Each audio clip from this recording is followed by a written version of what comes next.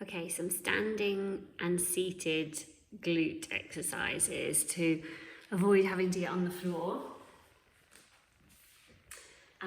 You've got your band. I've just tied my band around my knees quite tightly.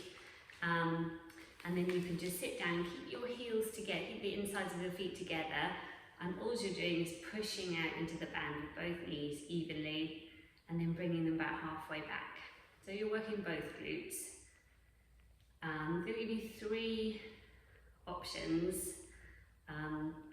If you can do all 3, great. If not, just do the ones that are completely pain-free. So obviously you're going to feel the work in the glutes, but you're not going to feel your injury. So do about 10 of these, going from hip width, where there's a little bit of tension, to beyond hip width, when I've got my feet together. And after a while you start to feel your hips getting a bit tired.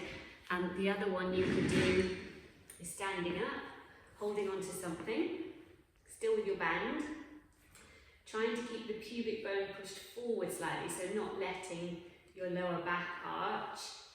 You're going to push one leg back and then bring it back in. Your leg isn't going to go very far. If it is going quite far, you're probably tipping. So if you're thinking pubic bone forward and then push the heel back, it won't go far, but you will feel your buttock muscle working. So I would do 10 of those on each leg. You can keep putting some weight back on the leg as it comes in and then pushing it back again. Quite hard work actually, that one. Quite a small exercise. So there's those. Then lastly, which is more deep glutes, you're going to hold on to something again, stand on one leg and slightly hike the other one up, and then you're going to take your leg out and in. I can't see my feet here, but my feet are pointing forwards. So I'm going out and in.